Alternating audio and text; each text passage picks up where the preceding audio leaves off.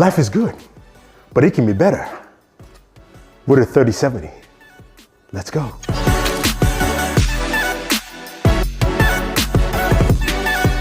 Some of you didn't get that reference. That was from Wonder Woman 84. I apologize, but life is still good. This is the Dell XPS 8940. Now, the reason why I said this is probably one of the best ways you can get a 3000 series card or 3070 is because you can buy one in a PC like this. And this is Dell's 27-inch, 165 hertz monitor. This is an awesome monitor, but I'll get to that in a second. Of course, we've got our lovely Giardia here. If you want that wallpaper, use the link down below. But anyway, back to this device. This I like because it comes in two colors, black and white. It is small and compact, meaning like you can lift this up pretty easily. So that's actually pretty cool. And if you've got a smaller apartment, smaller space, it will work well for you. Now, the XPS 8940 here configured is about 2,180. There are different configurations you can get, so it all depends on what you want.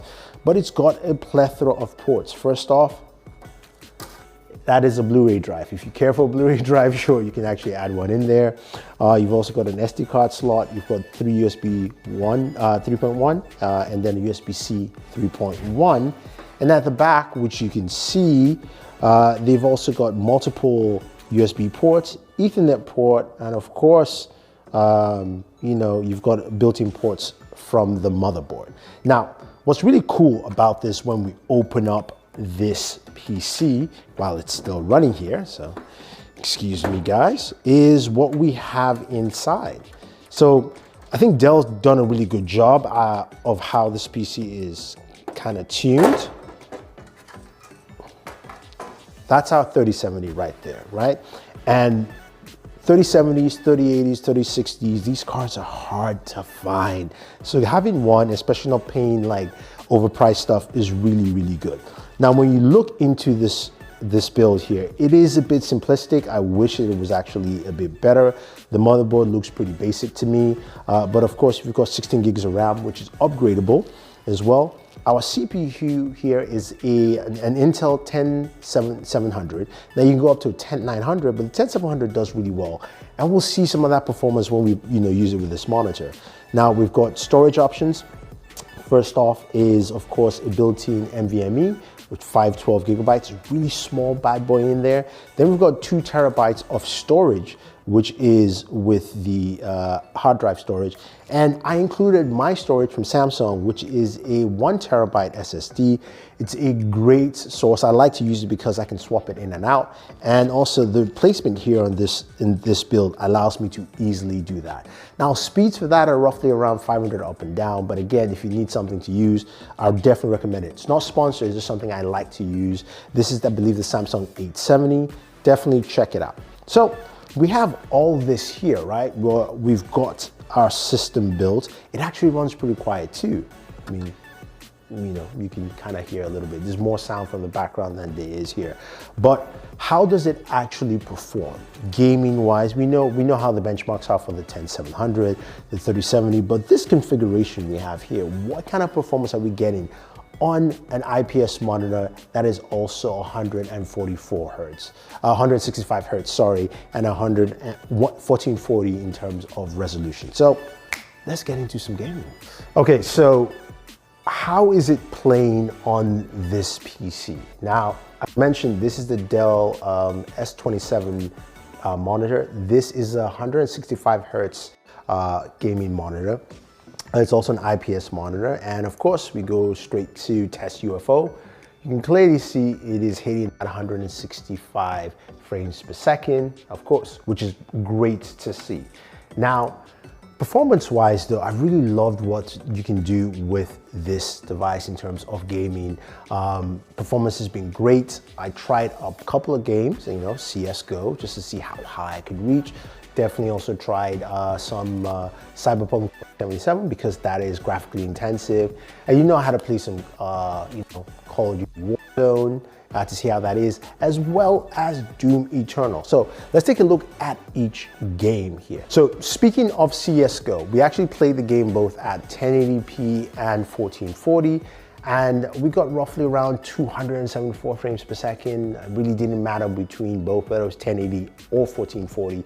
Performance was pretty much steady. Again, CSGO is a game that is not graphically intensive, but is one to try and push the FPS benchmarks of your monitor if you have a monitor that's higher refresh rate. I also forgot to mention this is also AMD FreeSync Pro monitor. Still will work with your G-Sync anyway, so in terms of just performance-wise, you're good to go. So the next game was Doom Eternal. Now, Doom Eternal, we first played in 1080p, and 1080p, we got a max of almost 300 frames per second. This is also Ultra Nightmare, and a minimum of roughly around 200 or 190 roughly. So it depended on how intense the gameplay session was.